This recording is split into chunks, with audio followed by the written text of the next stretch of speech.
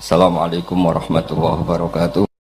Ya Rasulullah, kita semua ingin kita dulu yang meninggal karena engkau begitu penting. Maka jangan meninggal dulu, kita yang meninggal. Kak. Kalau kita yang meninggal tuh gak apa-apa, tapi kalau engkau penting, jangan meninggal. Tapi ada saja sahabat, lah tidak seperti itu. Saya suka Rasulullah meninggal dulu. Alasannya masuk akal. Biar Allah menyaksikan saya kama usoddikuhu hayyan usoddikuhu maitan. Allah biar menyaksikan saya iman kepada Nabi ketika masih hidup. Dan saya buktikan setelah mati pun, setelah meninggal pun, setelah wafat pun, iman. Jadi ternyata baisnya itu supaya orang tahu bahwa iman kita kepada Nabi itu iman yang super. Sehingga ketika beliau sugeng ya kita iman, setelah wafat juga kita iman. Kai usoddikuhu maitan kama usoddikuhu hayyan. Supaya saya mentasdikkan beliau setelah meninggal, sebagaimana kita mentasdikkan beliau saat masih hidup. Dan ternyata Allah ridho dengan perkataan sahabat itu. Kenapa Allah ridho? Karena menjadi pelajaran bagi orang-orang yang ditakdir gak menangi Rasulullah SAW. Tetap mereka ini. Jangan kayak setan. Setan itu kurang ajar betul oleh iblis itu. Masyhur itu. Iblis itu nangis-nangis dengan Nabi Musa. Iblis itu takutnya sama Allah itu luar biasa. Sampean kalah. Iblis itu setiap ketemu malaikat karena dia ngerti alam gaib, mesti apa itu? Kama sali syaitani id qala lil insani kfur falamma kafara qala inni bari'um minka inni akhafu wa rabbal alamin. Jadi setan iblis itu paling sering bilang inni akhafu wa rabbal alamin karena iblis itu tahu surga, tahu neraka, tahu kekuasaannya Allah. Jadi takutnya sama Allah luar biasa. Makanya setiap dia mengajarkan kekafiran, setelah orang itu kafir gimana? Inni bari'um minka inni akhafu wa rabbal alamin. Saking takutnya sama Allah, suatu saat iblis ini datangi Nabi Musa. Karena tahu Nabi Musa itu kalimullah. Orang yang bisa komunikasi langsung dengan Allah. Ya Musa, ya kalim Allah, saya ini makhluk. Saya takutnya sama Allah luar biasa. Tolong rayukan Allah supaya nerima tobat saya. Karena dirayu terus lama-lama Nabi Musa bilang, oke, tak rayukan Allah. Sama Allah.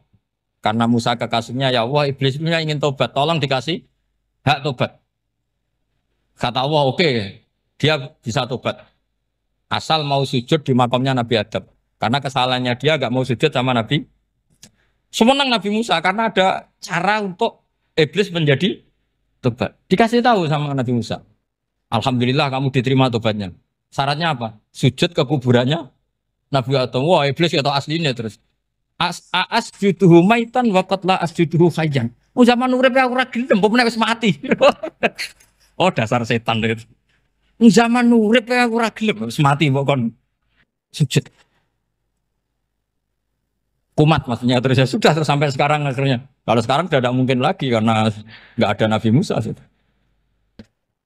Jadi ijtihadnya sahabat melihat wafatnya Rasulullah itu beda-beda dan ternyata semuanya diridhoni Allah. Karena ternyata yang suka Nabi wafat dulu adalah ingin supaya umat Islam tetap mencintai beliau.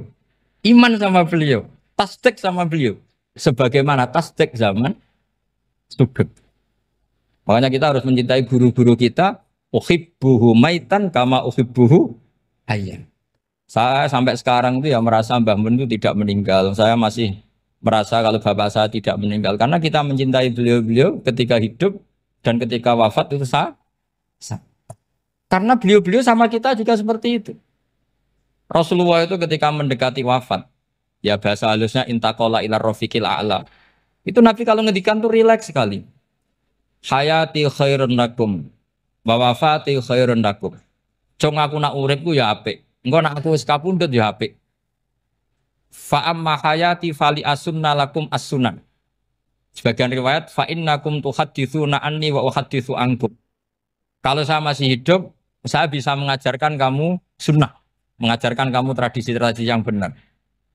Dan ketika aku mati, ketika aku sudah wafat, maka saya jejer Allah, kata Nabi. Saya berdampingan dengan Allah, maksudnya dekat Allah. Tentu bila kaifin walan hisab. Terus sudah fa'inna amalakum, amal-amal kamu diperlihatkan ke saya. Berhubung saya sudah dekat Allah, kalau amal kamu baik, saya muji Allah. Kalau amal kamu buruk, saya langsung mintakan ampun kepada Allah. Jadi Nabi rileks sekali. Artinya saya hidup bagus karena bisa ngajarkan kamu as-sunan wa syara'i'. Kalau saya wafat karena saya dekat Allah. Kalau kamu baik saya muji Allah, kalau kamu buruk saya mintakan ampun kepada. Guru-guru kita juga seperti itu. Justru setelah wafat beliau-beliau punya kesempatan dekat sama Allah, dekat sama Al-Mala'il A'la sehingga mendoakan apa? Nah terus kata Sayyid Muhammad, wala taqulu lima yuqtalu fi sabilillahi amwat.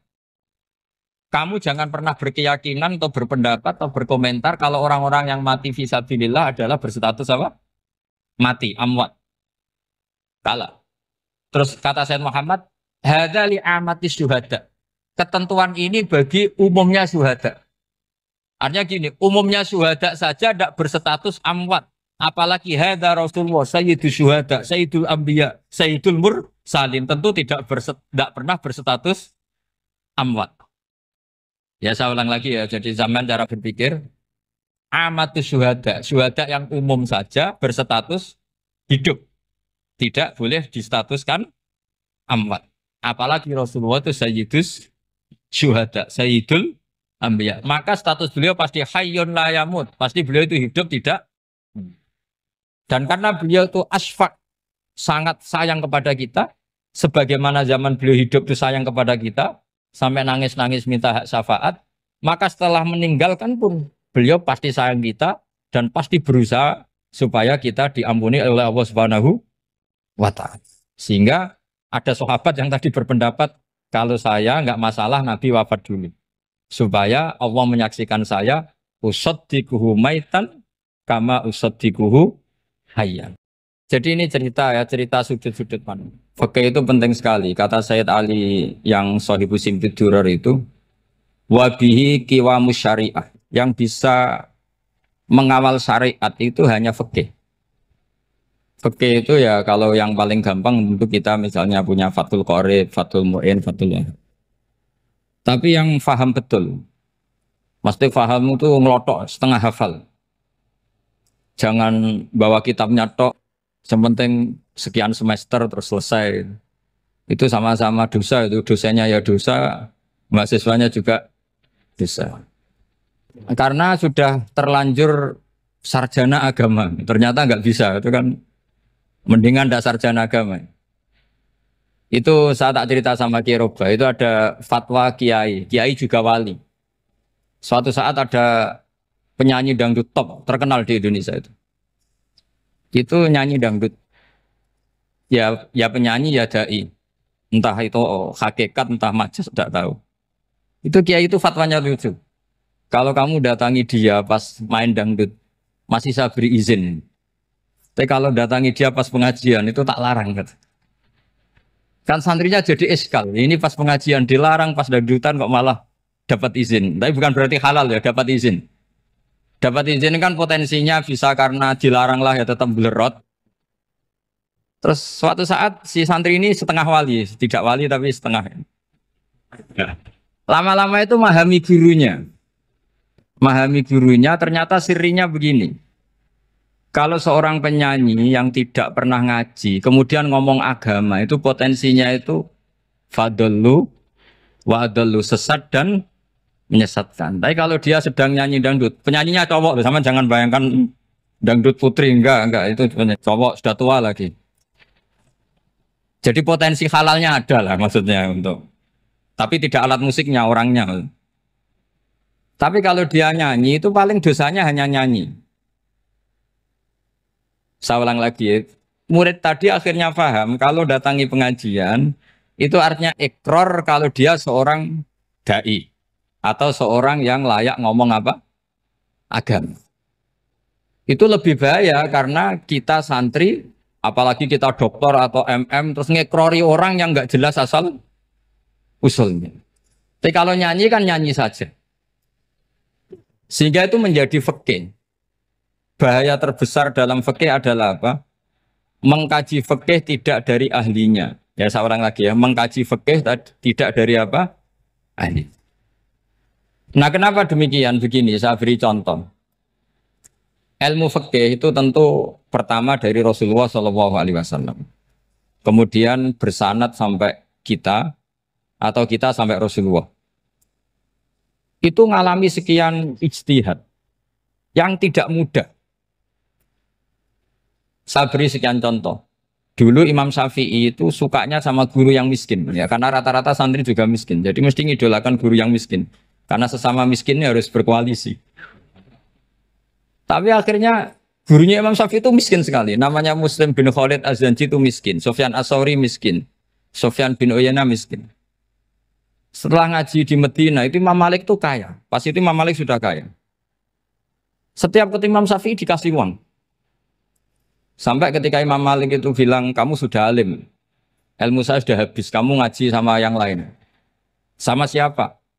Kata Imam Malik, orang yang sealim saya sudah meninggal, namanya Abu Hanifah.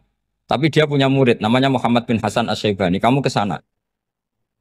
Terus Imam Malik datang ke Baki. Dulu Baki itu pasar rental, ya Grab lah kira-kira sekarang. Itu mengumumkan, siapa kafilah yang mau ke Irak? Kita ya Imam Malik, dibayari sama Imam Malik. Ini yang antar ke Irak, ke Muhammad bin Hasan Asy-Syaibani. Imam Malik mulai ngeper. Guru saya yang miskin tidak pernah nyangoni, guru-guru saya yang kaya sering nyangoni. Mulai memasalahkan kiai miskin, gitu. Kira-kira seperti itu mulai masalah. Setelah datang ke Irak, di Muhammad bin Hasan Asy-Syaibani itu si Muhammad bin Hasan Asy-Syaibani itu kalau ngitung uang itu di meja tamu. Jadi punya emas lantaan, punya uang. Kira-kira kalau Indonesia punya rupiah, punya dolar, dihitung itu di ruang tamu. Kata Imam Syafi'i, saya dengan Imam Malik saja nggak serik, ini lebih kedonyan lagi kiai. Ngitung uang itu di ruang tamu. Terus akhirnya si Muhammad bin Hasan Asy-Syaibani ini ahlul usul, dia pakar usul.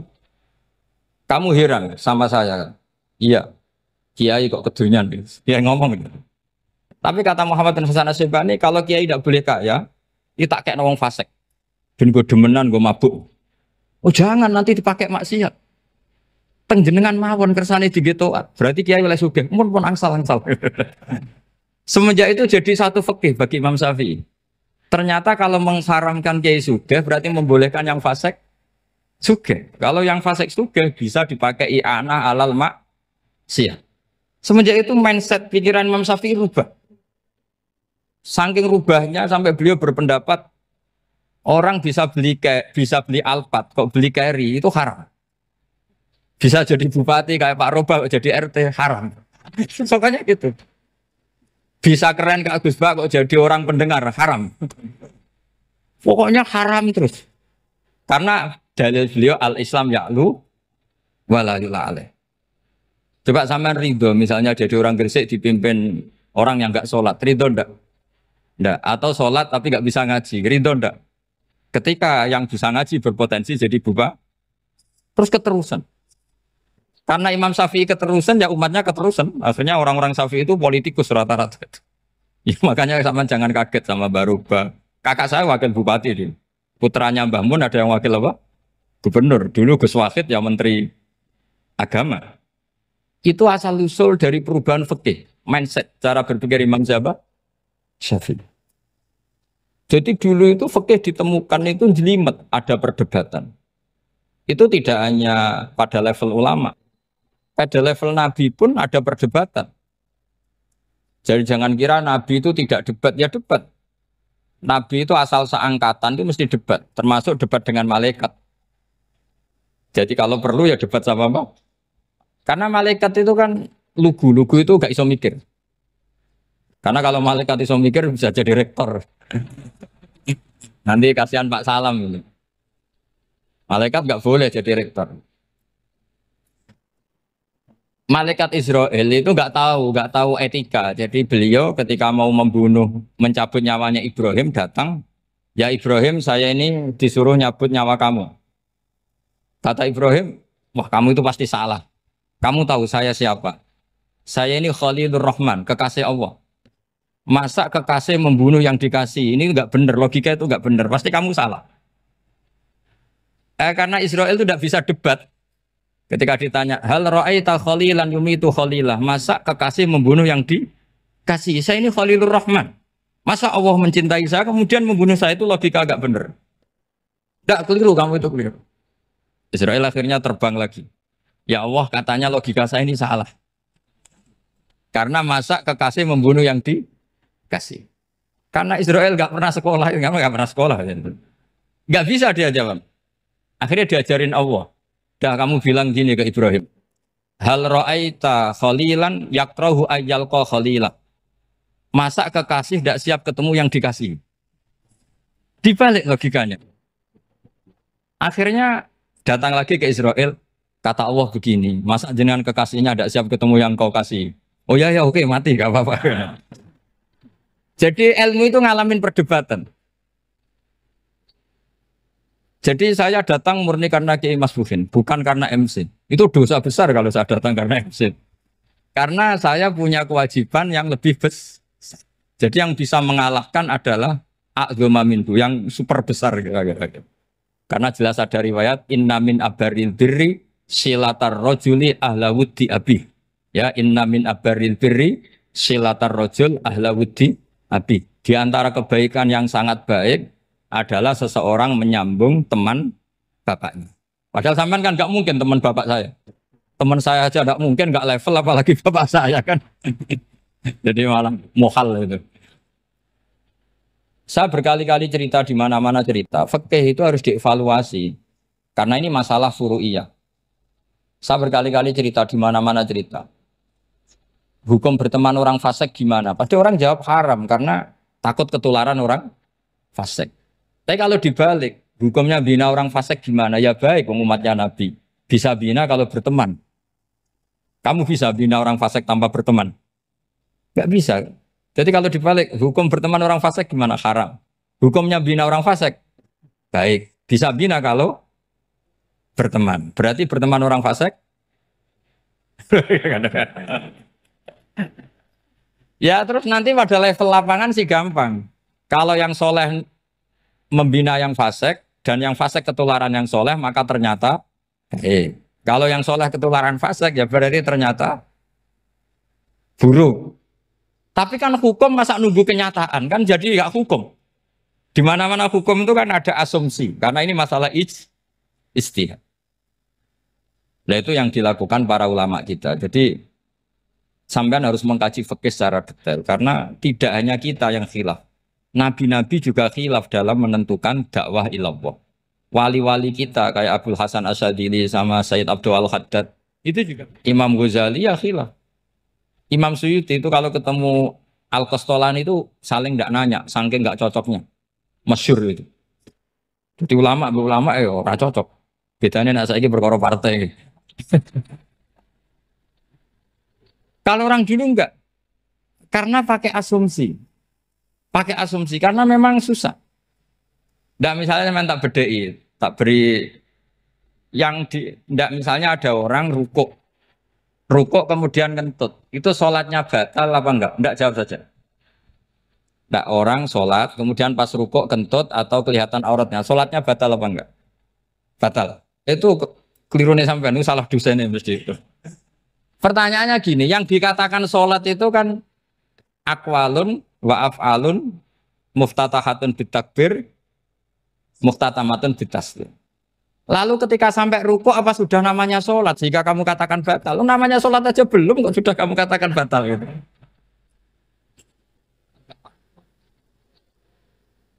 Iya kan? Jadi kalau aku mau sholat pas rukuk ngetut batal atau ora? Mestinya jawaban yang benar, ya ora sholat jadinya gitu. Karena kalau dikatakan sholat, definisinya harus sampai salah. Tapi kan kita nggak mungkin ngomong seperti itu kan dianggap majnun. Padahal itu yang benar, yang punya kecerdasan. Nah makanya pertanyaannya, fikih itu ngikuti bahasa awam apa bahasa istilah? Kalau ngikuti bahasa awam ya kayak tadi, sholat kok pas rukuk kentut maka batal. Sebenarnya yang batal itu sholatnya apa rukuknya?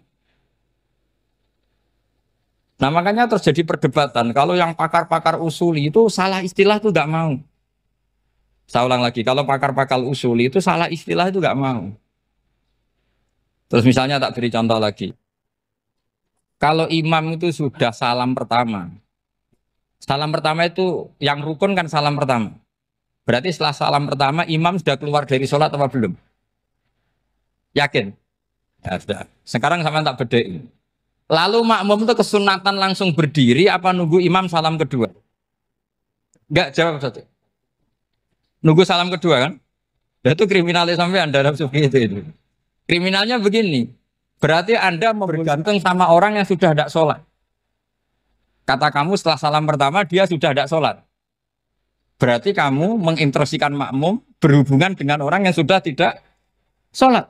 Karena sudah keluar dari sholat ketika salam pertama. Kalau kamu di debat gitu gimana jawabnya? Pusing kan? Berarti robtul makmum bisolatiman sing wis laisa fi sholatin. Berarti menggantungkan sholat sama orang yang sebetulnya sudah tidak sholat. Ada yang jawab, sebagian ulama fikih tetap disunatkan menunggu salam kedua. Karena salam kedua itu masih paket meskipun tidak rukun. Dia paketnya selesai. Tapi selalu pertanyaannya gini, lalu setelah salam pertama itu imam masih sholat enggak? Sudah sampai pernah dijawab tuh? Nah ini pentingnya bodoh, gak mikir sebenarnya. Jadi makanya bodoh itu barokah karena gak mikir. Jadi soalnya Rabbana ma khalaqta hadza apa? Batila. Sing bodoh ya barokah, sing pinter ya barokah. Sing barokah maksiat. Serana barokah plus. Jadi ilmu itu harus mengalami satu gesekan karena logika itu bisa dibalik. Nah karena ilmu itu mengalami satu gesekan, satu logika yang bisa kayak iya kayak enggak. Sehingga jargon di dunia ijtihad itu begini. Ra'yuna shawabun yahtamilul khata' wa ra'yuka khata'un yahtamilus shawab. Pendapat saya benar tapi mungkin salah. Tapi pendapat kamu taruhannya salah dulu tapi yang mungkin benar. Jadi mustahid kalau kata mustahid itu lucu. Ngomongnya itu ra'yuna shawabun yahtamilul khata'. Pendapat saya tarifnya benar dulu tapi yang mungkin salah. Kalau pendapat kamu salah tapi ya mungkin benar atau mungkin bisa salah ya tidak tahu pokoknya mungkin benar.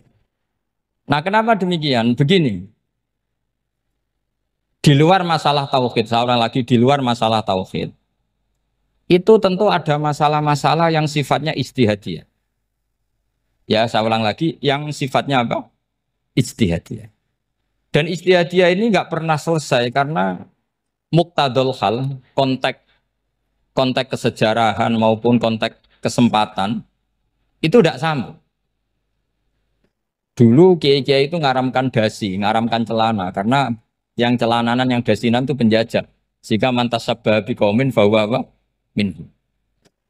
Tapi lama-lama kiai-kiai itu ya pakai dasi, pakai celana. Ya karena dianggap sudah tidak mantas sabah biqaumin bahwa minhu.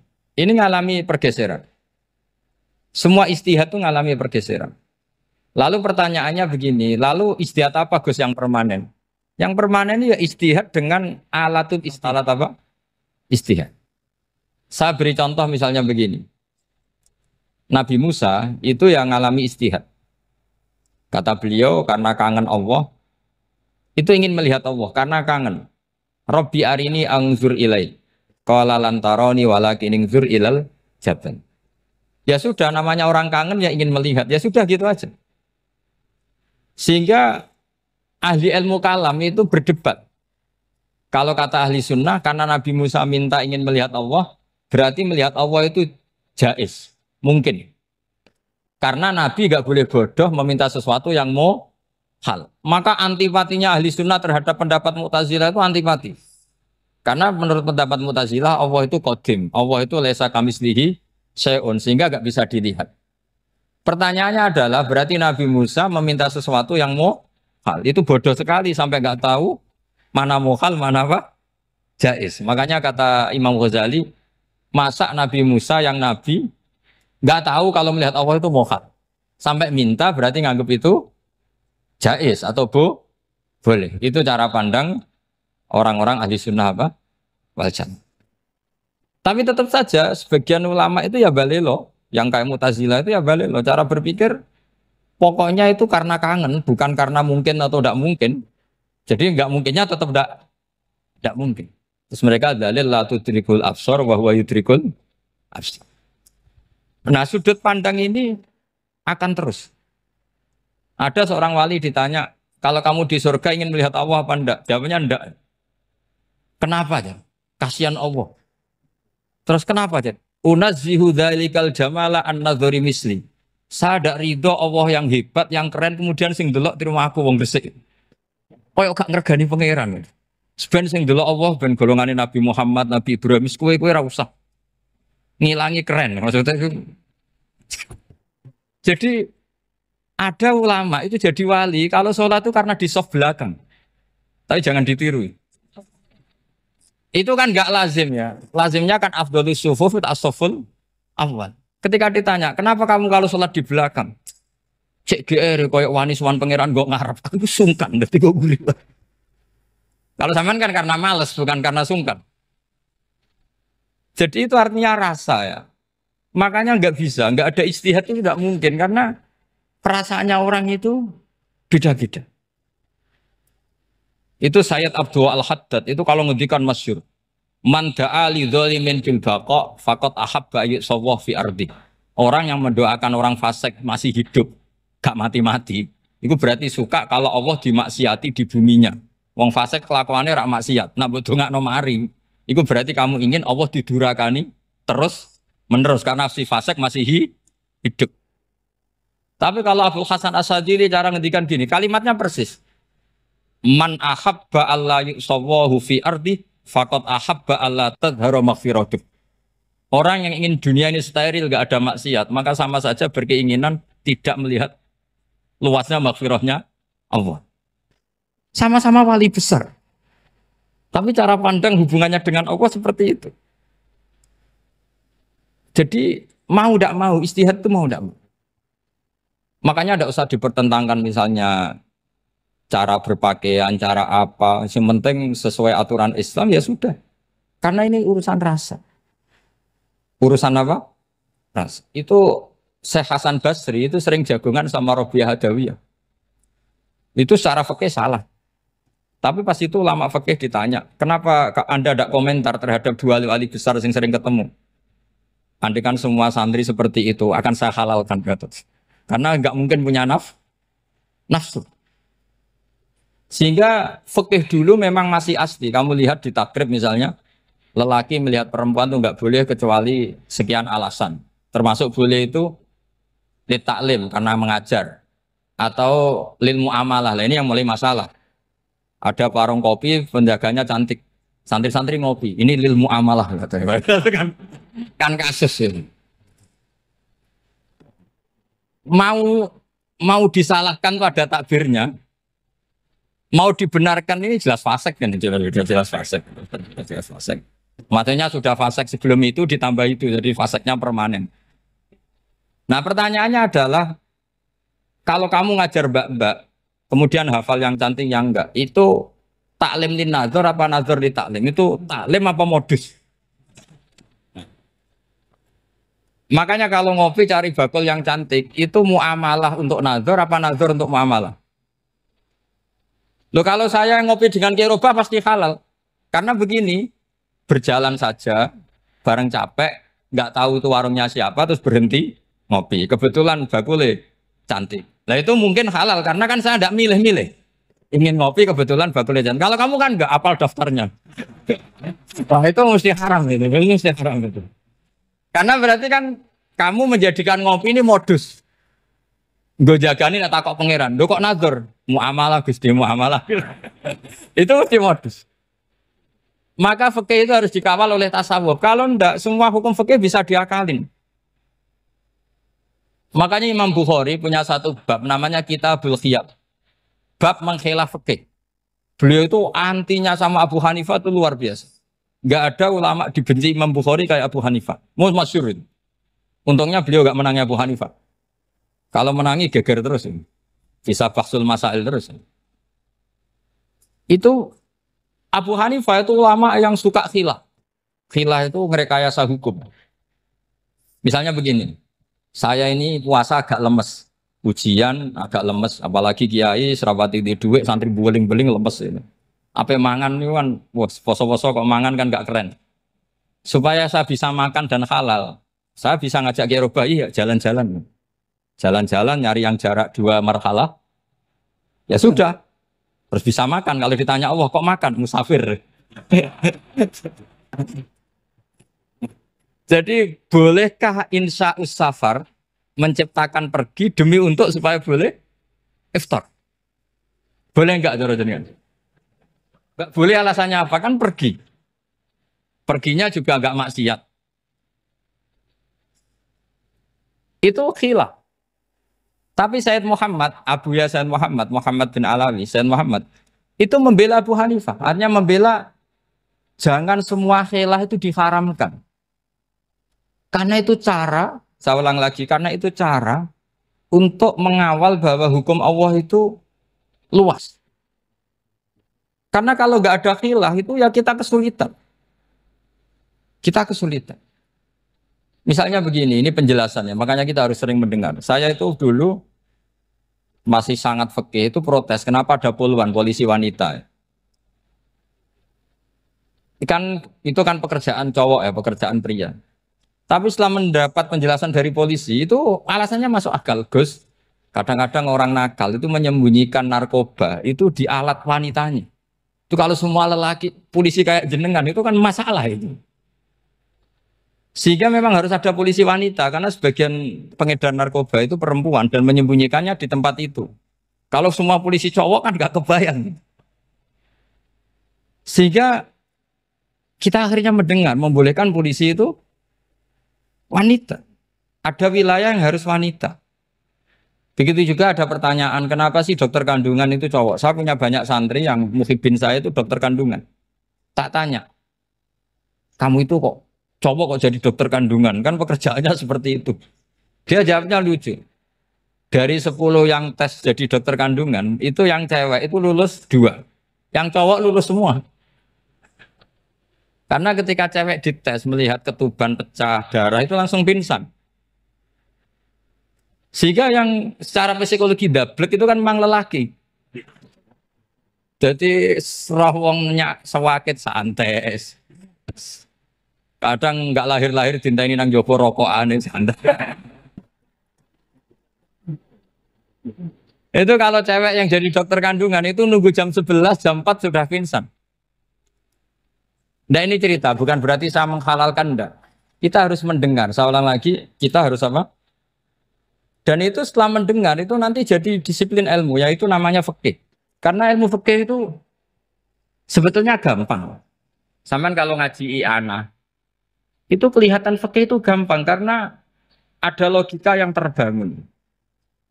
Misalnya begini, orang kalau tawaf itu disuruh agak jauh dari Ka'bah. Jangan sampai nginjak sadarwan. Karena sadarwan itu pondasi itu ikut Ka'bah.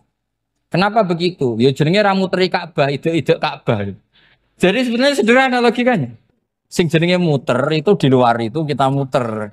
Nah kalau nginjak pondasinya namanya gak muteri Ka'bah tapi ide-ide Ka'bah. Ya jadi sederhana sebetulnya ya masuk akal. Jadi fikih itu nggak ada yang iskal, sebetulnya masuk akal. Tapi karena kita nekuni itu tidak serius, maka terus jadi paradok. Saya beri contoh lagi ini sebagai penghormatan saya sama Kiai Mas Bukin, karena ini sudah namanya fakih. Kalau ada ayam jago ditabrak truk, terus kejet-kejet, adekan dibiarkan pun mesti mati, karena gerakannya sudah harokatul masbuh. Terus kamu sembelih, itu halal apa enggak? Enggak jawab, ayam jago loh. Kalau kamu katakan halal, dia sudah tidak punya hayatun mustaqirroh, kehidupan yang permanen. Andai kan kamu biarkan pun 1 menit lagi meninggal. Kejet-kejet kan mau prosedur saja. Maksudnya pantasnya mati ya kejet-kejet sih, tapi sebetulnya sudah pasti mati. Maka ini ada 2 ulama. Kalau kata Imam Malik tetap namanya halal.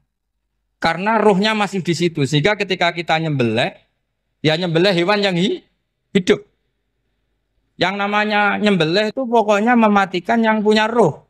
Sementara saat itu rohnya masih di situ. Meskipun 1 menit lagi pasti. Tapi kalau mazhab Syafi'i enggak, ini sudah harokatul masbuh. Tidak punya hayatun mustaqir. Sehingga dalam perdebatan ulama fikih itu lucu. Kadang ya gampang mangkel no. Misalnya begini. Kalau ada anak lahir, tidak ada amaratul hayat, nggak nangis, nggak bernafas. Sunat disolati apa enggak? Siktun sing layas tahilu walayas langsung lahir, langsung mati, nggak ada amaratul hayat. Ora tahu mikir tuh. Itu tidak wajib disolati. Alasannya, ya kan memang sholat alal mayit kan tidak pernah hidup. Di mana-mana mayit itu setelah hidup mati. Ini kan tidak pernah hidup. Namanya ya kit atau lahmen, ya potongan daging itu aja. Enggak. Jadi kadang fikih diwaca tenan jebule mangkel no. Terus ketika di kitab Minhajul Thalibin itu, kalau kamu keluar mani itu wajib mandi enggak? Wajib kan? Kalau keluar mani inzal itu kan wajib mandi. Nah kenapa nifas atau wiladah keluar bayi? Kenapa ibu-ibu kalau keluar bayi wajib mandi? Alasannya lucu. Li annal walad maniyun pun akidun. Ini kan wis mani cuma mengkristal. Jadi kadang fikih mangkel. Apa ya? Sembrono itu masuk. Mosok wajib mandi wiladah itu karena apa? Li annal walad maniyun mun akidun. Niku mani sing wis mengkristal. Mani sing wis jelalatan lah lahir nuangis macam-macam. Jadi ternyata karena kenapa fikih butuh alasan nyari hadis tentang keluar anak mandi itu enggak ada yang sorry. Yang ada adalah tentang inzal. Innamal ma' minal. Akhirnya dicari-cari ternyata walad itu maniyun menakid. Lah ini problem fikih. Sampean harus siap dengan pelajaran seperti ini meskipun sampean mungkin wong priayi tapi ini ilmu. Ya, saya ulang lagi ini ilmu. Sehingga ulama itu mau tidak mau harus mau mendengar. Karena logika yang terbangun itu nunggu kalau mendengar kayak tadi. Nabi malaikat Israel baru sadar, masa kekasih bunuh yang dikasih. Masuk akal juga Israel. Kalau sama sampean sih nggak nerima tetap selonang-selonang ini masalah Ibrahim, Khalilur Rahman. Sehingga kita di alasan fikih itu harus kita dengar. Saya dulu itu, saya sampai sekarang itu sama kalau bayi lahir masih sudah berbentuk bayi, saya sendiri berpendapat sebaiknya disolatin. Kalau sudah berbentuk apa? Bayi, meskipun tidak apa? Tidak nangis, tidak ada amaratul hayat. Kan yang digugurkan itu wajibnya, bukan masalah boleh dan tidak. Itu banyaklah perdebatan ulama di bab itu. Saya beri contoh lagi perdebatan ulama. Ini contoh-contoh fikih karena ini khusus penghormatan status fakih tadi. Itu kalau ada orang mati jenazah itu. Jenazah itu kalau sholat, itu kan umumnya jenazah di depan, kita nyolati di belakang. Itu yang mengatakan begitu ya tidak punya alasan ya, taunya mulai dulu begitu, di mana-mana nyolati jenazah, jenazahnya di depan. Tapi di kitab Mahalli jelas diterangkan, kata kaul sani tidak wajib. Alasannya ya lucu, fa innal janazah laisat bi imamin. Jenazah itu tidak imam, kenapa harus di depan? Kan kacau kan? Lu coba alasannya di depan apa? Dia ada imam kok. Nah barokahnya fikih itu, sehingga kita melihat di Arab Saudi sekarang, itu jenazah kan di belakang. Tapi kita tetap nyolati apa? Mayit. Kalau di Arab Saudi musim haji, itu jenazahnya di kamar mayit, tapi kita nyolati. Itu satu-satunya takbir ya tadi, fa innal janazah laisat bimanzilatil imam. Tapi jangan praktekkan, nanti dia kepaliran sesat. Saya hanya cerita-cerita ilmu, jangan dipraktekkan. Kalau dipraktekkan masih jadi aliran sesat. Mono jenazah ning mburi imame kok ngarep aliran sesat. Sebetulnya bukan sesat tuh. Uji coba fikih. Ya karena tadi fa innal janazah laisat bimanzilatil. Bukti lagi kalau sampean sholat ghaib. Sholat ghaib itu misalnya mayitnya di Surabaya, boleh enggak sholat ghaib di sini? Terus jenazahnya di belakang kamu apa depan kamu? Nah ini kan fikih itu pokoknya gitu. Makanya standar furu'iyah itu susah. Karena perdebatannya itu mirip-mirip. Kayak iya, kayak tidak, kayak. Makanya dulu zaman sahabat, ada sahabat itu mencintai Rasulullah. Senengannya sowan. Bukti cinta sowan. Banyak juga yang sahabat bukti cinta Nabi itu tidak pernah sowan. Alasannya ganggu. Kenapa kamu jarang sowan Nabi? Saya sering jamaah sama Nabi, saya tidak pernah sowan. Kenapa? Ganggu. Biar Nabi kalau di rumah sama anak istrinya, saya tidak mau ganggu. Makanya saya termasuk kiai yang gak pati seneng disowani. Karena ya itu tadi. Kalau ngulang seneng saya, kalau disowani biasa saya. Kalau Kiai Roba itu nilai, nak pernah sepuh jadi rasuan nilai. Jadi beda. Saya sering ditilii Kiai sepuh. Tapi bahasanya tentu tidak sowan, tapi nopo nilai. Kalau sowan itu maka kan nafkah itu seperti itu. Jadi ada disiplin, di situ ada disiplin ilmu. Yang kadang kita tidak cocok. Makanya Imam Syafi'i sendiri ngendikan kadang beliau dengan gurunya, dengan Imam Malik sampai ngarang ikhtilafu Malik. Beliau punya data yang beliau itu sedang nggak sama dengan gurunya, yaitu Imam siapa? Malik. Karena mindsetnya itu beda. Tidak sampai misalnya saya tanya, sholat itu harus menghadap kemana? Tidak, jawab saja. Kiblat kan. Ukurannya apa coba? Namanya madhep. Wajah apa dada? Imam Syafi'i milihnya dada. Sekarang praktekkan dalam dialog keseharian. Saya jagungan sama Kiai Roba seperti ini, terus wajah saya begini, madhep enggak? Nah, itu masalah. Terus pertanyaannya, madhep dengan dada itu fis sholat apa fil qiyam?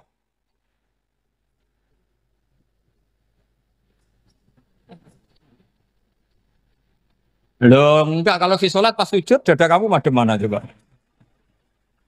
Kamu enggak pernah mikir kan? Ya madhep pakai dada itu kan kalau berdiri, kalau rukuk sama sujud.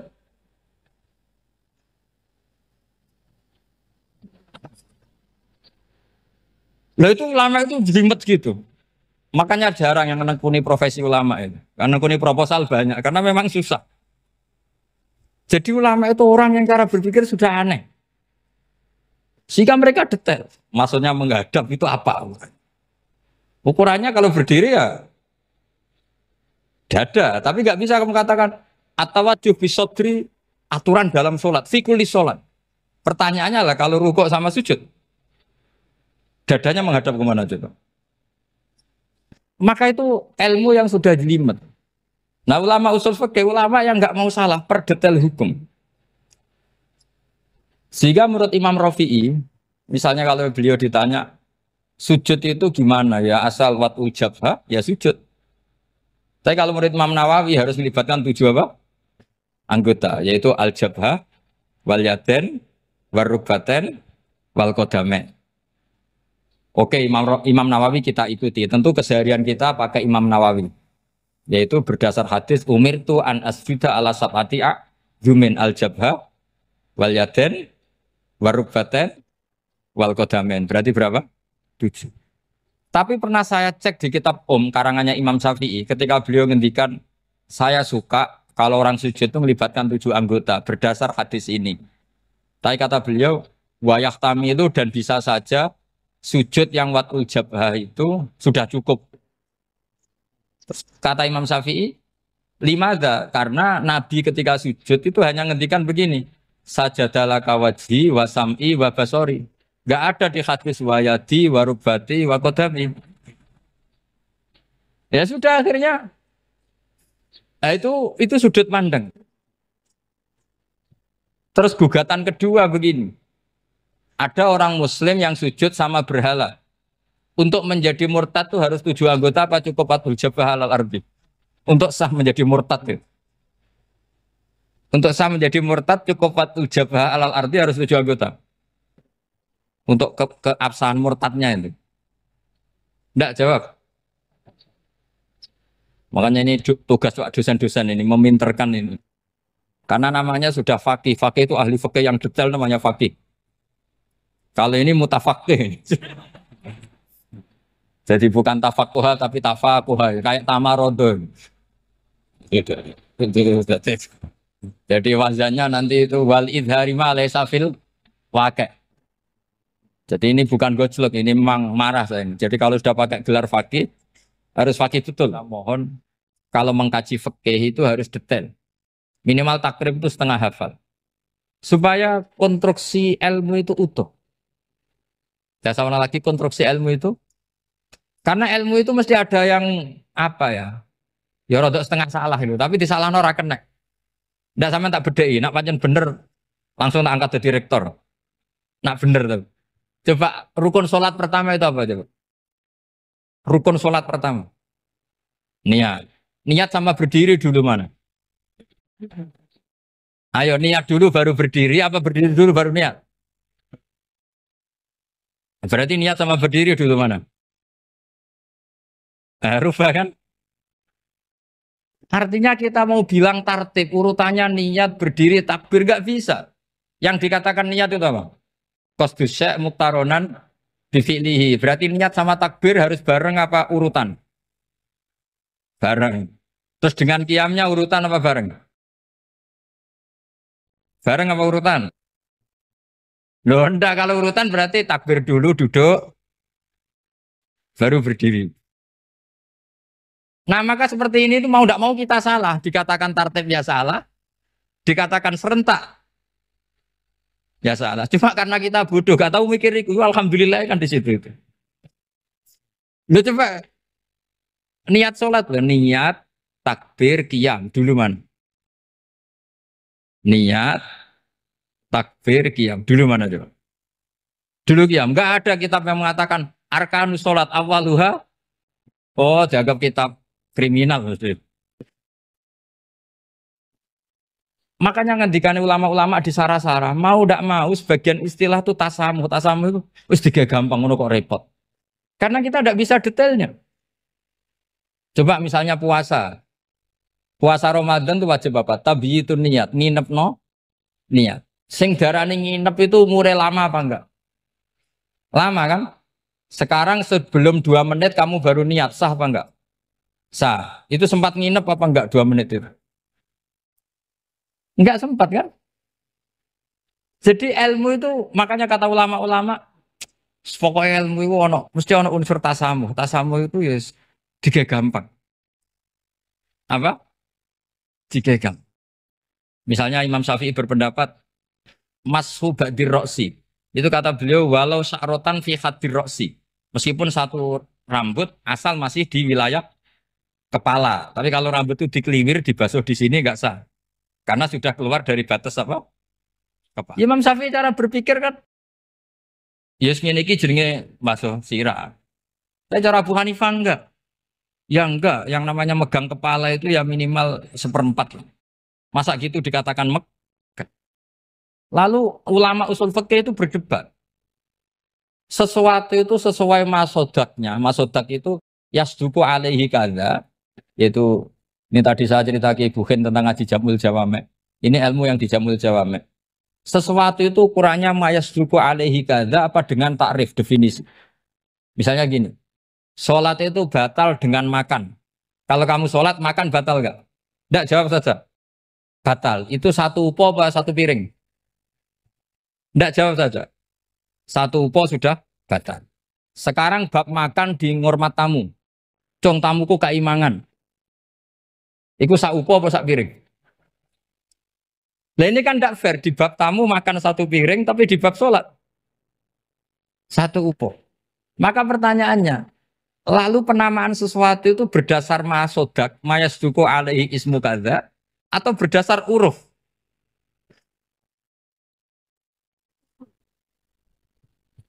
Ukurannya apa coba? Maka terus jadi perdebatan. Nah ini di sini ini pentingnya ulama karena ya sekarang saya bedai sekarang. Cengkeh itu wangi apa enggak? Kategorinya cengkeh. Wangi kan? Kalau orang bikin kue tar pasti pakai apa?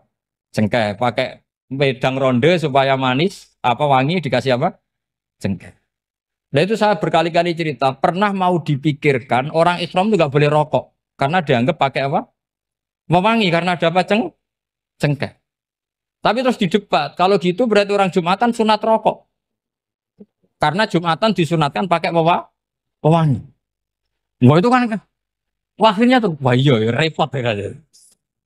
Jadi kalau cengkeh kamu kategorikan wewangen, yang orang Islam nggak boleh rokok karena pakai cengkeh yang wangi, konsekuensinya orang Jumatan sunat rokok karena berarti di masjid pakai apa? Pewangi. Kan sesat semua ya, jadi itu ilmu. Makanya selain fikih mateng, itu ada ilmu yang namanya usul Usul fikih. Usul fikih itu yang neliti itu. Mayas duku alaihi kada. Jadi yus ngono iku darani ngono. Saurang lagi. Ngono iku wis darani ngono. Ora perlu roh detail. Ya, saya ulang lagi. Wis ora perlu roh detail. Makanya Abu Hanifah itu misalnya basuh wajah. Wis angger kecelok ngene iki basuh wajah. Nek Imam Syafi'i kan detail. Mimbaini mana bitis sya'ri sampai ila somahe uzunehi ila dzakon. Terus mana bitis sya'ri Imam Syafi'i nambah apa? Ghaliban. Kenapa ditambah ghaliban? Karena kalau orang budak mana bitis sya'rinya di sini. Jadi itu fikih. Jadi fikih itu jelimet. Padahal kita ini nggak pernah berpikir secerdas Imam Syafi'i, tapi akhirnya ya mikir juga. Agak ditambah ghaliban, mana bitis sya'rinya orang budak kan? Sini. Terus sekarang perdebatannya, orang budak basuh Mastur Roksi di sini sah enggak? Karena tadi itu wajah apa kepala gitu. Kan jadi bingung gitu. Ya makanya ini mukadimah saya supaya sampean apa lebih disiplin belajar apa? Fikih dan setidaknya didiskusikan lah kitab-kitab Minhajul Thalibin atau kitab-kitab Mahali. Karena di situ nanti ada perdebatan. Kamu harus memaklumatkan diri kalau antum minal ulama il amilin. Kamu termasuk ulama yang amilin. Terus ditanya sama orang-orang, bagaimana kalau nyatanya ndak? Kamu tadi subuh sholat, iya saya sholat. Kamu tadi zuhur sholat, iya saya sholat. Kenapa ketika kamu maksiat ingat terus, ketika kamu taat tidak ingat? Berarti kamu anggap Allah itu menyesatkan kamu tok, tapi tidak pernah ngasih hidayah sama kamu. Pas delok rondo ning dalan kok maksiat, bar salat atau syukur, bar zuhur atau syukur berasa. Berarti kan nyifati Allah, hari ini Allah ngasih saya maksiat. Sementara lupa kalau Allah ngasih salat zuhur, salat asar, salat maghrib, salat isya. Oh sudah di situ al-imanul kubra, pokoknya orang itu soleh semua. Nah saya itu termasuk orang yang didikte oleh kitab, terbentuk oleh kitab al-minanul kubra. Jadi di situ hidup itu enak semua. Makanya saya itu masih ingat dialeknya dua orang alim, nggak perlu saya sebutkan, ini agak sensitif karena ceritanya itu ada anaknya kiai mau nyalek, karena dia anaknya kiai tanya, Mbah dalilnya nopo nanti yang kepingin jadi jabatan, mencari jabatan itu sah. Kalau yang jawab tak sebut nggak apa-apa namanya, jawabnya Mbah Mun oleh nggak apa-apa. Nabi Yusuf juga ada jabatan, terus beliau baca qalat anni ala khuzainil ardi ini khafifun alim. Nabi Yusuf juga ada jabatan ya Rabb. Didebat sama orang alim. Itu Nabi Yusuf, syariatnya itu mansukhah bi syariati Rasulullah Muhammad SAW. Setelah tamunya pulang, Mbah Mun dibantah gitu. Dari Mbah Mun gini bilang, anut kiai wae oleh pemenang anut Nabi. Sama ingat kalimatnya. Anut kiai wae oleh pemenang anut. Artinya Nabi Yusuf kan minta jabatan ij'alni ala khuzainil. Jadi akhirnya semenjak itu fikih-fikih ilmu tadi saya ulang lagi. Akhirnya saya cari, termasuk saya disuruh bangun. Saya golekno dalile nak wong soleh kok oleh jabat. Hatinku, dalil kok diorder saya ya sempat. Ternyata saya cari-cari ya tadi am yahsudunan nasa alama atahum wa min fadli faqad ataina ala Ibrahim alkitab wal hikmata wa atainahum mulkan azim. Keluarga Nabi Ibrahim di antara sifat yang disebutkan Allah adalah dikasih mulkan azim. Sebab itu akhirnya kiai Indonesia itu mazhabnya Syafi'iyah semua. Politik ya kerso, jabat ya kerso, proposal ya kerso. Saya ini, maksud saya ini yang menyelamatkan ilmu. Kalau orang khusyuk pasti gedeng. Kiai kok gelem proposal, kiai kok para pejabat. Tapi orang ilmu setuju. Nah saya nggak tahu setujunya itu bawaan ilmu apa bawaan nafsu tadi itu yang mulai saya data. Nah kalau saya kan bawaan ilmu, saya baca. Itu bedanya saya dengan Mas Nadif, jadi bawaan baca.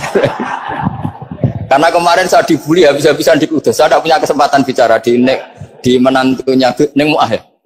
Wah ini kurang ajar betul orang ini kata saya. Tapi saya nyari sisi positifnya. Kalau saya dibully kan saya madlum. Orang madlum gampang jadi wali.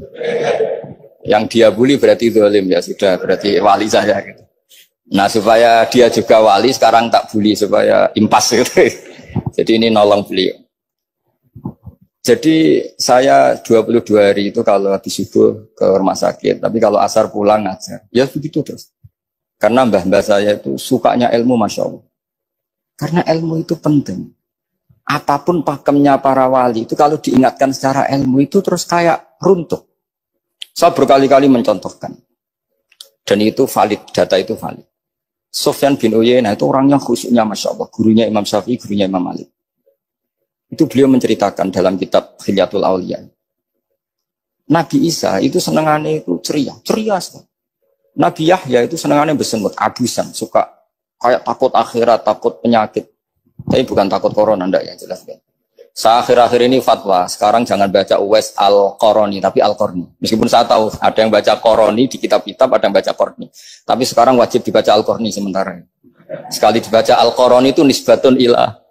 Iya, jadi makanya ini untuk sementara dibaca, ngikuti yang baca Uwais Al-Qarni. Meskipun di sarah-sarah apa bifathir ra wakila bi sukun, ya sudahlah sekarang harus ijma dulu Al-Qarni ya, karena kalau Al-Qarani itu akhirnya Nabi Isa ditegur sama Nabi Yahya. Mali aroka dohikan ka'anna kata manumin makrillah. Saya melihat kamu kok suka tertawa, seakan-akan kamu merasa aman, tidak kena adabnya Allah. Nabi Isa akhirnya balas tanya, Mali aroka abisan ka'anna katai asumin rahmatillah, taknatu min rahmatillah. Kowe mbesengut wae koyo dunya orang rahmat, anane corona tok.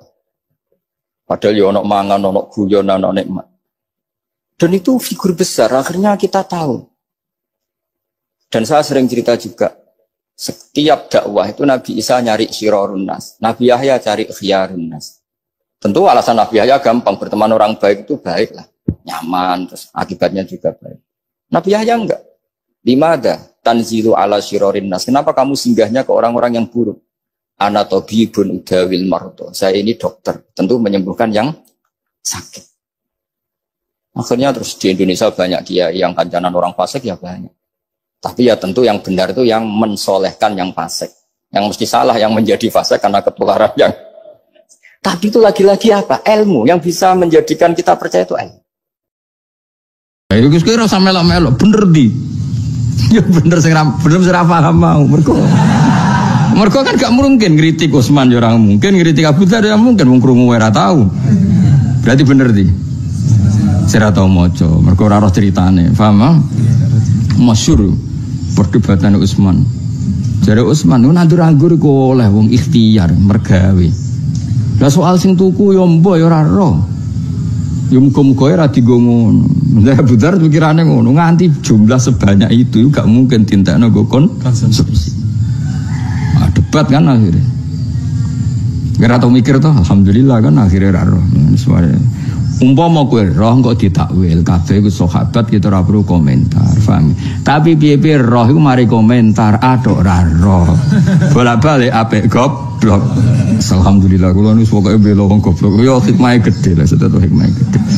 Hikmahe jajal ke misalnya macamu koyo aku kepikiran gak bener di kan kepikiran. Nara maca gak kepikiran wala ali wa sahbi ajmain. Ujmu'an ajmain alhamdulillah aman. Di bang ora paham ajmain apa? Ajmain. Abu Dzar radhiyallahu anhu. Engko muni Utsman ya radhiyallahu anhu. Padahal kira-kira dugaanku lho. Kowe muni Abu Dzar radhiyallahu anhu Utsman yang gremeng. Iya wong ngono wae. Padahal Utsman radhiyallahu anhu masyhur debatnya Utsman wa Abu Dzar. Nah itu pokoknya nak niku wa awilid tasyajurul ladzi warad in khutta fihi wajtanib ta'al hasad. Jadi sesuai kula suwun nganti baru diwaca nazuman. Nggo latihan yang melakokno apa sing dadi pikirane ulama. Kowe ora rasane dadi ulama tersiksa. Kok sampean pas nadzomno aku nangis tenan. Nangis ku ulama iku pancen wong paling wedi pangeran. Wis sama sesawangane mletelah nek ulama wong paling wedi pangeran. Nek wong khusyuk iku ora. Pancen iki mau gaya tok khusyuk. Asline sumpek. Sumpek. Wah jajal kei dhuwit. Wong khusyuk sing dila-dilo kei dhuwit. Langsung tuntas iki. Langsung pola apa? Pola semua. Kecuali khusyuke an ilmin karena ilmu. Ron sering di dhuwit kathah. Tapi ya tetap seperti ini. Jadwal gede duit kan langsung rubah polanya rubah. Misalnya ngeten, kita jadi ulama ora loro bil. Misalnya kulo ngrungokno sampean nazuman. Wal arsu wal kursi yutumal qalamu wal katibuna lauhu kullun hikamun nangis kulo ngeten. Ulama itu bingung tenan, ora bingung ya. Kita harus memuji betapa dahsyatnya aras. Langit bumi galaksi Mars kuwabeh. Iku didakoni ning aras, iku kaya kafalat itu kuwi barang sepele. Saking gedene apa? Aras. langit bumi Mars wal kabeh wal kolam wis gak kebayang wal kursi ambane kursi kaya apa wasi'a kursi samawati wal ardh. Tapi ulama ketika muji aras kepikiran, waduh aras singgasanane Allah.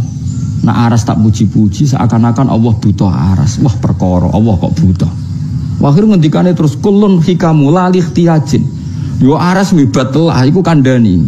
Kudu mbok imani kabeh ana hikmah. Awas kowe nak muni ikhtiyar mergo Allah butuh. Lah nek kira ulama kan tenang wae. Wah aras gedene ra karo. Top pokoke aras. Ora kepikiran panjenengan ulama. Tapi nak ulama mau namuni aras top lali ngetopno Allah malah ribet kan. Kowe ora tau mikir ngono, malah ora tau nangis. Dong to kowe. Tak latih rasane dadi ulama, loro kan. Akhirnya, iya aku ora iso muji aras. Mubalek iso, aras ngene-ngene, encen makome mubalek apa? Mubalek. Nak ulama ora iso. Lha aras kok puji nganti ngono piye le dul lali ikhtiajin. Piye Allah gawe aras ora krana butuh. Tapi kira muji aras yo keliru. Aras ku pertontonane Allah sing nunjukno nek Allah iku kondang, nganti iso gawe aras. Gawe kuwe yo iso, enteng lah. Gawe aras yo iso. Angel dadi ulama, mlane innamal yakhshawa min ibadil ulama. Sumpet di Allah tenan ulama. Mergo ketika muji aras langsung ditambahi kullun hikamun. Tak akoni aras ono hikmah. Kursi ono hikmah. Wal katibunallah yo ono hikmah. Tapi la likhtiyajin. Kabeh ora krana Allah butuh. Bayangno aku yang esuk maca iku terus paham. Wah langit nangis yakin. Wah esuk ana maca Jawharatut tauhid jauhar manane mutiarane tauhid. Wah malaikat ning langit langsung ndongano kabeh. Ya Allah zaman akhir kok ana maca iku. Bareng dicek boleh maca ora paham. Wah. Coba boleh maca tok to. Gak ngefek kan. Jadi itu ana kata kuncine kang lalihtiajin apa? Lalihtiajin. Niku sing dadi jauhar apa? Sing dadi mutiarane kalimat lalihtiajin. Tapi aras tetap dipuji Ibrahim Al-Laqani. Napa kullun hikamu tapi lalihtiajin wa bihal imanu yajib alaika ayyuhal insan. Kowe kudu iman nek aras kursi ku ono. Tapi kowe ya kudu iman nek Allah gawe iku ora krana butuh. Tapi gawe tempat tidur kan krana ape butuh ngorok ning kono. Ya ta ora. Kowe gawe kursi mergo kesel mbok golek ya. Allah gawe kursi ora krana butuh. Wong zaman rungono kursi Allah ya Rabbi Al-Qayyum berdiri sendiri. Makanya ulama ketika memuji aras itu yang ngerasa dosa. Nak mubalek kan tenang ae. Nah, ulama ngerasa dosa, kudu ditambahi lalihtiajin ora krana butuh. Ini dadi ulama itu berat. Kan kula seneng wis ora wong ora paham bunga wis seneng alhamdulillah. Muga malah paham malah tersiksa no? Tersiksa. Ya jadi eling-eling ya. Jadi kabeh ono kok edae. Jadi antar ulama melane innama yakhshawaha min ibadihil ulama. Ora iso takwane sapa wae ngalahno takwane ulama ora iso. Mergo ulama itu orang paling tersiksa ketika sesuatu itu tidak proporsional. Tadi misalnya kemuji aras. Aras koyo apa gede nih. Langit bumi saisine muda kok aras iku nyuplik sithik. Tapi kita harus tetap mengatakan lalihtiajin bahwa Allah bikin itu bukan karena butuh. Karena pantangannya Allah itu butuh sama makhluknya. Ya, pantangannya Allah secara tauhid apa? Butuh sama makhluknya. Mereka Allah itu al-ghaniyul mutlak apa? Al-ghaniyul mutlak. Maka ditambahi oleh musannif lalihtiajin. Nan kula yakin kena apa Mbah Mun, Mbah Fadol hampir kuwi Indonesia kena apa pilihane kok Jawharatut Tauhid. Manjan kitab ini luar biasa. Kula gadah sarahnya banyak termasuk indukan takrirannya Mbah Mun sapunya. Jadi Mbah Mun Nagriri ini nginduk kitab Tuhfatul Murid. Kula gadah kitab Tuhfatul Murid dikarang oleh Syekh Ibrahim Al-Bajuri sing aran napa Bajuri napa Sarah Takrir. Ini ngendikan jan luar biasa. Termasuk gaya kaidah wa awilid tasajurul ladzi warad in khutta fihi wastanib ta'al hasan.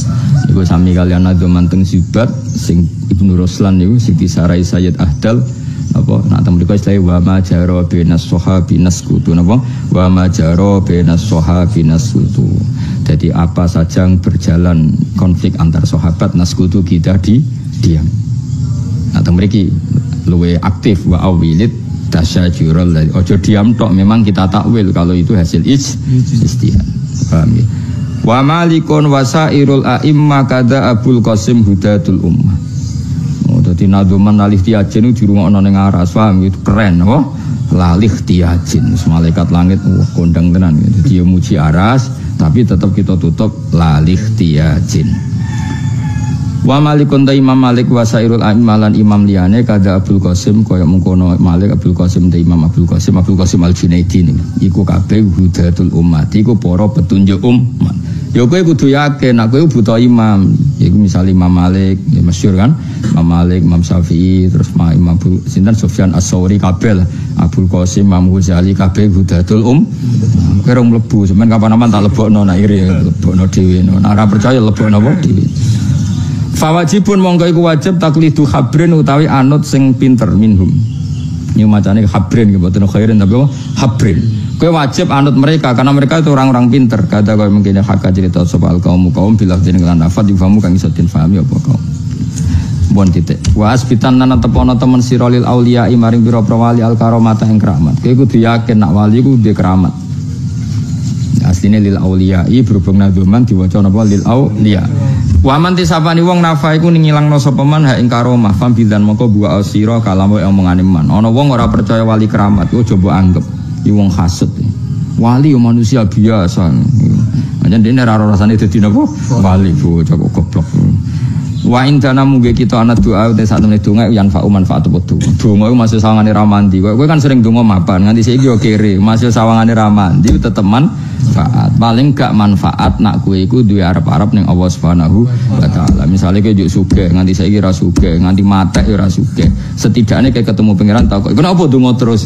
Mergi kula ngerti nak fakir Gusti, anane butuh jenengan. Fa du'a wa bihali dalilun li fiftiqori. Kula donga niku mboten kepen mandi Gusti, nggo nunjukno nek kula butuh jenengan. Alhamdulillah gak mandi tenan. Gayane tasawuf jebule ra mandi. Kalma kaya dene perkara menal Quran sing Quran wadan kelan janji semau kang den krungu apa waktu. Soale walhasil donga iku manfaat. Soal carane Allah nyembadani iku terserah cara milih Allah Subhanahu wa taala. Tidak dengan cara yang kita tentukan tapi dengan cara yang Allah kehendaki. Bikuli abdin lan saben-saben kawula hafiduna jaga sapa malaikat wukil. Terus niki kata-katanya tanggal 13 niku mun kula khatami. Niki khatame kan tanggal 14 malam 14 dan 14 pagi saya pun mboten ngaji. Kula ge butuh uzlah ngurusi kowe terus ribet. Mulang yo ibadah tapi uzlah ibadah. Kula pokoke tengah-tengah yo mulang yo uzlah. Uzlah terus salahno nabi gak mulang terus ro kowe sumpek. Lho nak kasil ngalim subut kan yo ora mesti juga. Cara untuk kabar mesti kasil ngalim sumbut apa? Habis tapi mulangku kasil ngalim ganja sabar kan. Kula ndeloke wae Kanjeng Nabi Muhammad sallallahu alaihi wasallam. Piye titipane Kanjeng Nabi. Wes ndeloke sampean itu piye ummatur Rasulillah. Napa? Ummatur Rasulillah. Mane kesebut nak ketemu Karnakir kandhane. Kir kowe ojo ndelok aku umat Kanjeng Nabi. Saurip-uripku ngaji Jawharatut Tauhid. Khilafmu ilmuku wis tentang Rasulullah ikhtiajin. Wah, sendiri mau mbok takoki sing dasar-dasar ngene. Pertanyaannya naikkan.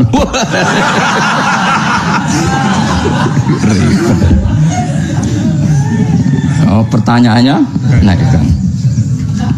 Kenapa karena akhir ngaji Ummul Baroid malah ribet ya. Apa hubungannya sifat ma'ani mbek ma'nawiyah? Ma huwal hal sing darane hal iku apa? Wah, malah bingung ya. Wis baleni wae sing gampang-gampang. Salah. Aduh ribet.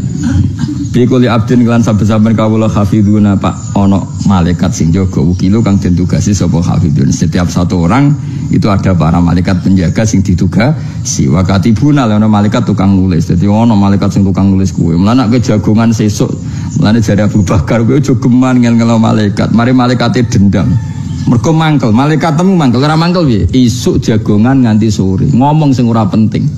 Allah nugasno malaikat apapun sing diomongno iku tulis. Wes kan akhire. Gak penting kabeh. Akhire malaikat ku rapat. Rapate ngene, ditulis dosa iku ora bakasan perzinaan ya ora maksiat, ditulis ganjaran iku ora masalah ibadah. Dadi jare Abu Bakar ngono iku mok ngel-ngelo malaikat. Lu karuan nak mulai esuk sampai sore subhanallah subhanallah. Malaikat kan gampang nulis. Ini minal ujur harus diganjar. Utawa karuan miso. Malaikat jelas. Misalnya kowe mulai esuk jancuk. Malaikat iki jelas karuan ditulis dosa. Iki ora ngomong ra penting kabeh. Misale wah esuk-esuk iki ngopi ora enak. Jare kancane wah iya. Mbok meneh ngene ngayal mulai. Sing sitok nambah wah ngene iki bojo wayu setia wae ndak. Wah mau nganti sore. Jajal kayak misalnya jadi malaikat mangkelem koyo. Ditulis dosa ora dosa, ditulis ganjaran. Akhirnya ono rapat khusus. Ini kategorinya apa? Kemudian dari Abu Bakar kowe aja geman ngel-ngelo malaikat. Lah kowe penggawean ngono kok kon urip keramat kuwi. Kula mboten ngoten, kula yakin mboten.